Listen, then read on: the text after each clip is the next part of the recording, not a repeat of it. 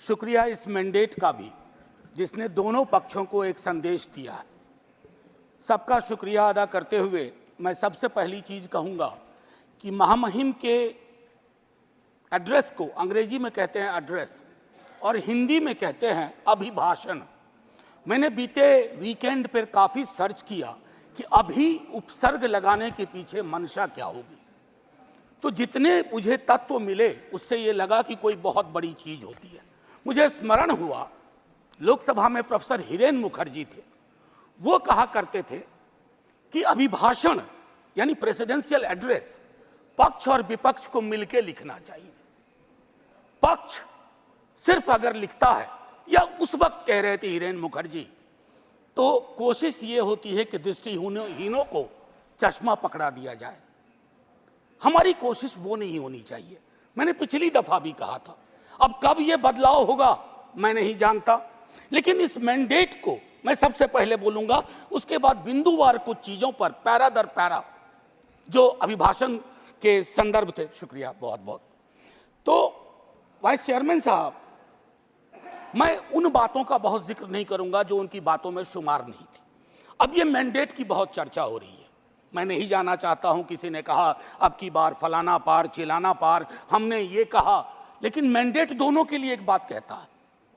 उधर मैंडेट कहता है कि मैं मेरा मुझको की सीमा होती है, आत्ममुग्धता की सीमा होती है, व्यक्ति केंद्रित विमर्श की सीमा होती है, लोकतंत्र में सामूहिकता बहाल होनी चाहिए। और हमारे लिए संदेश है कि आपने जो कुछ किया शायद इनफ नहीं था। अगर हम किताब संविधान के हाथ में ले रहे हैं तो इसके पन्ना दर पन्ना, सफा दर सफा, हरफ दर हरफ हमको जीना पड़ेगा, लोगों को भरोसा दिलाना पड़ेगा। लेकिन हाँ, इस मैंडेट की कुछ खूबसूरत चीजें बता रहा हूं। लोकतंत्र में सामूहिकता बहाल हुई।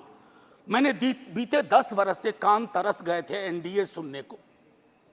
बीते 1 महीना में इतनी बार एनडीए सुना, दिल को बहुत सुकून हुआ। यकीन मानिए, विपक्ष में है, शत्रु नहीं है, लेकिन व्यक्ति केंद्रित विमर्श से यह मैंडेट आपको भी बाहर ले आया, वो बेहद आवश्यक था।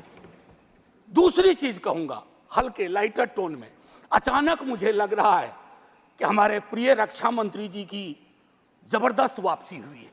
हर मोर्चे पे वो हैं, इससे बात करनी है तो रक्षा मंत्री जी, उससे बात करनी है तो रक्षा मंत्री जी। ये सुखद संकेत है, ये सुखद संकेत है इस लोकतंत्र के लिए।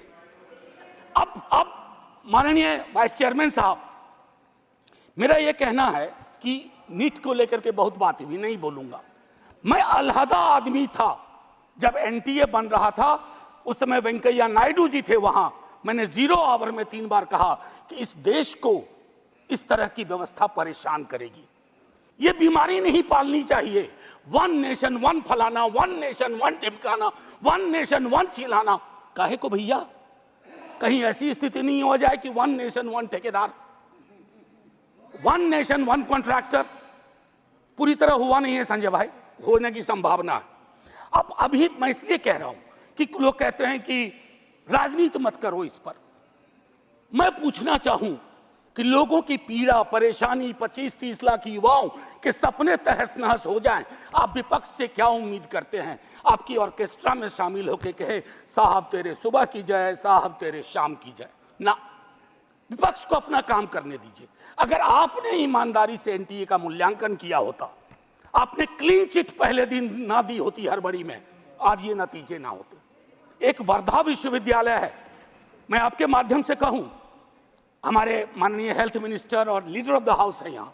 सर, वर्धा यूनिवर्सिटी में बहुत बड़ा फर्जीवाड़ा चल रहा है, जांच करवाइएगा। आप पावरफुल लोग हैं, हमारे पास पावर नहीं है। हम आपसे आग्रह कर सकते हैं, ये आग्रह कर रहा हूं महात्मा गांधी के नाम पर। वो विश्वविद्यालय हो रहा था और गांधी जी के लिए जो चीज त्याज्य थी वो सारी चीजें उस विश्वविद्यालय में हो रही हैं। परसों टिस में क्या हुआ, ये सब चीजें हमें चिंता देनी चाहिए। अरे आज आप सत्ता में हैं, कल को हम सत्ता में होंगे, लेकिन अगर देश के सरोकार ही रुग्णावस्था में चले जाएंगे, बीमार पड़ जाएंगे, तो फिर क्या बात, फिर कौन सी राजनीति, फिर कौन सी समाज नीति? युवाओं के रोजगार पर मैं ज्यादा नहीं बोलना चाहता, बहुत लोग बोले हैं। बिहार से आ रहा हूं सर, पूरे चुनाव बिहार में था। बिहार में हमें भले सीट कमाई हो, लेकिन बिहार के युवा से किसी भी जाति का हो, पूछिए नौकरी, नौकरी मतलब तेजस्वी। हमने मयार बदला, वहां चिंतन बदल दी, धारा बदल दी। आप आपकी मर्जी है, कुछ भी कहिए, आप लोग तो जज भी हैं, इन्वेस्टिगेटिव एजेंसी है।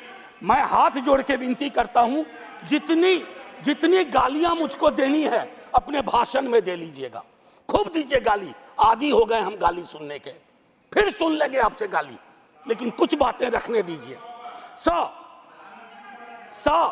NIOS DLED का मसला है, आप ही ने बनाया, आप ही ने उसको डिलेजिटिमाइज कर दिया। भटक रहे हैं हजारों बच्चे, शिक्षा प्रेरक का वही हाल है। तो मैं ये कहना चाहता हूं कि देश में बहुत बुरा हुआ चुनाव के दौर में, भैंस, मंगलसूत्र, मुजरा, टोटी तोड़ ले जाएगा, बिजली काट देगा। सर परेशान हुए हम लोग। मैं चुनाव देख रहा था बैकरूम से, कंप्लेन कर रहा था इलेक्शन कमीशन को, जिसको दाद दी गई है अभिभाषण में। सर कंप्लेन फर्स्ट पेज में किया, परसों मेल आता है, परसों, डे फॉर यस्टरडे, अपना नाम, पता, असेंबली नंबर, मोबाइल नंबर भेजिए। अब किस बात का भैया, अब किस बात का? ये व्यवस्थाएं हैं। इलेक्शन कमीशन की क्रेडिबिलिटी पे एक सर्वे हुआ, 28% लोगों का सिर्फ भरोसा है। इससे ज्यादा भरोसा तो पंचायत वेब सीरीज में फुलेरा के ग्राम प्रधान का है। लोगों को यह सोचना चाहिए। मैं sir mathematical length of tenure के आधार पर नेहरू बनाने की कोशिश हो रही है। Sir mathematical length of tenure से नेहरू नहीं बनता। नेहरू बनता है जो गर्म हवा को पी सके, दूसरे के जख्म को देख करके उस पर मलहम लगाए, जख्म कुरेदे नहीं, जख्म पे नमक ना छिड़के, वो होता है नेहरू। तो सिर्फ मैथमेटिकल इससे। अब सर आपको एक छोटी चीज बताऊं, जातिगत जनगणना की मांग की थी, हमारे जदयू के साथी लोग भी थे, अभी हैं, मंत्री जी प्रणाम, हमारे जदयू के साथी लोग भी थे। नीतीश जी, तेजस्वी जी ने मिलकर सर्वेक्षण कराया।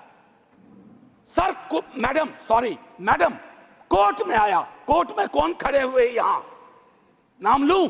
सॉलिसिटर जनरल ने रोकने की कोशिश की। किसके इशारे पे हो रहा है? एक तरफ आप कहते हैं वंचितों का कोई नुकसान नहीं होने देंगे, और दूसरी तरफ आप इस प्रकार की कोशिशें करते हैं। आज बिहार की सबसे बड़ी मांग है कि सर्वेक्षण के बाद जो आरक्षण का आधार बढ़ाया गया उसको 9वीं अनुसूची में डालिए। अभी पटना उच्च न्यायालय का एक निर्णय आया है, हम इंतजार करते रहे हैं सरकार से, बिहार की सरकार से, कि वो चैलेंज करे इसको, नहीं तो राष्ट्रीय जनता दल पिटीशन लेके जाएगा सुप्रीम कोर्ट। सर आप बोल दीजिएगा, अभी तक गई नहीं है, मुझे भी जानकारी है सर, बहुत फॉलो करता हूं क्लोजली, बहुत क्लोजली फॉलो करता हूं। सर अभी महामहिम ने मेजॉरिटी की बात की, मैं उस पर शुरू में बोल चुका हूं। लेजिस्लेटिव मेजॉरिटी को हमेशा मॉरल मेजॉरिटी के सापेक्ष रखना होगा, मॉरल मेजॉरिटी के सापेक्ष। अगर आप मॉरल मेजॉरिटी से नहीं चलाते हैं तो लेजिस्लेटिव मेजॉरिटी जिस दिन साइकिल पे तीर सवार हुआ ना, ये उड़ जाएगा।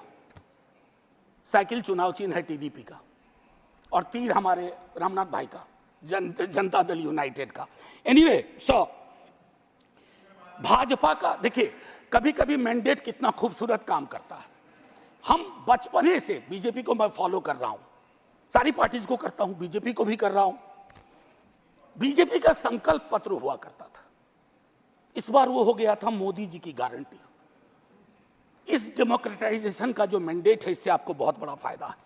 व्यक्ति के समक्ष कोई भी दल समर्पित ना हो जाए, ये मैं समझता हूं उपलब्धि आप लोगों की भी है जी। आरजेडी गारंटी नहीं लिखती है व्यक्ति की।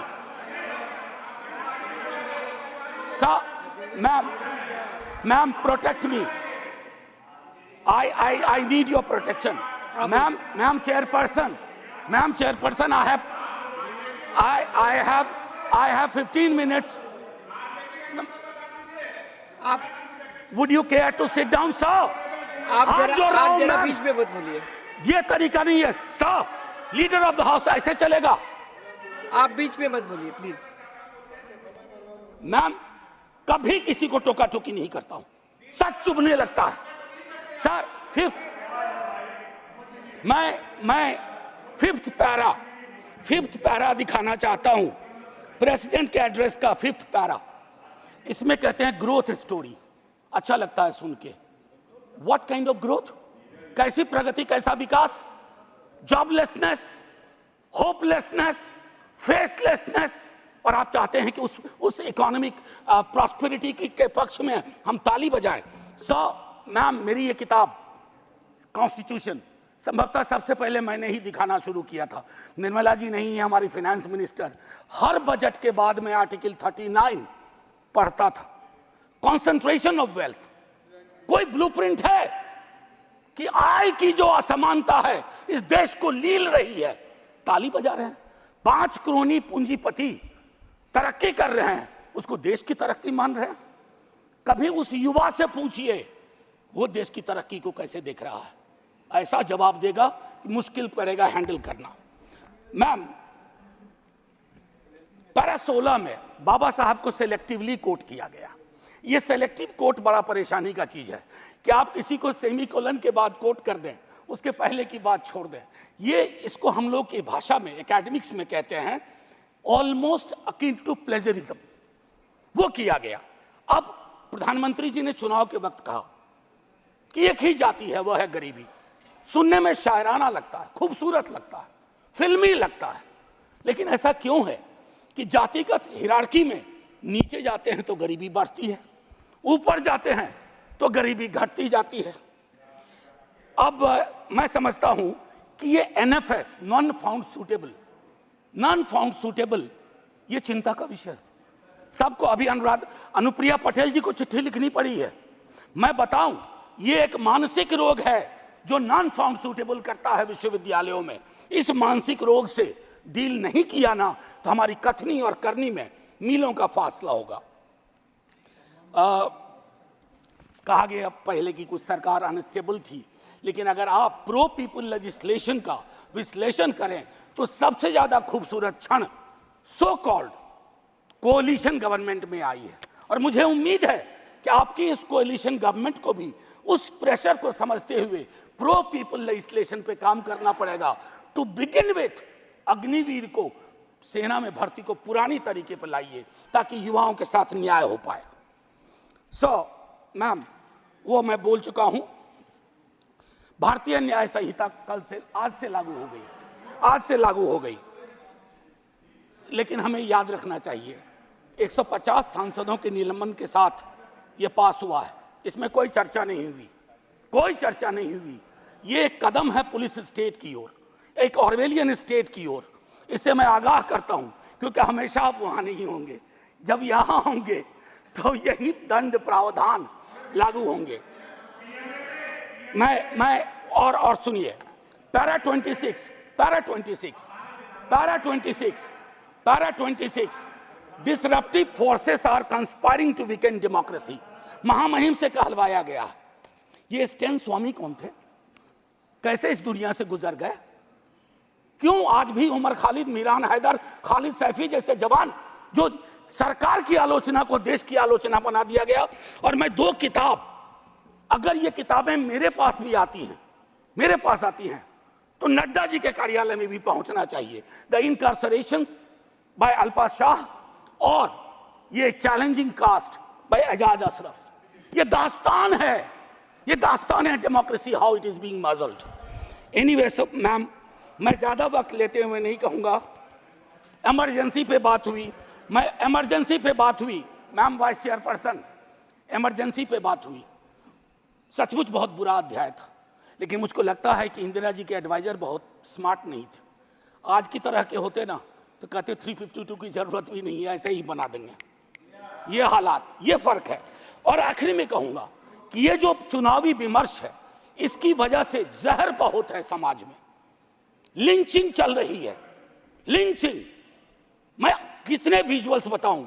आज से 3 दशक पूर्व मुझे स्मरण है, राही मासूम रजा ने एक छोटी कविता लिखी थी, मैं यही कह के ख़त्म करूंगा। उन्होंने एक कविता लिखी थी, वो आधा गांव के लेखक थे, कई लोग उनको महाभारत के लेखक के रूप में जानते हैं। उन्होंने एक, और उनके लिए गंगोली और गंगा उनकी माँ थी। ये था एक भारतीय मुसलमान का चित्रण। उन्होंने लिखा था, मेरा नाम मुसलमानों जैसा है, मुझको कत्ल करो और मेरे घर में आग लगा दो, मेरे उस कमरे को लूटो जिसमें बयानें जाग रही हैं मेरी, और जिसमें मैं तुलसी की रामायण से सरगोशी करके कालिदास के मेघदूत से कहता हूं मेरा भी एक संदेश है। अब आइए दूसरा, ये 3.5 दशक पूर्व लिखी गई अभी, और यही मैं खत्म करूंगा। ये पूरे देश का चित्रण है, ये हम सब के लिए आईना है। वरना मारे जाओगे, रघुवीर सहाय को याद करते हुए एक युवा कवि अदनान नाम के लिखा है। मत भूलो कि तुम मुसलमान हो, बस 30 सेकेंड और लूंगा।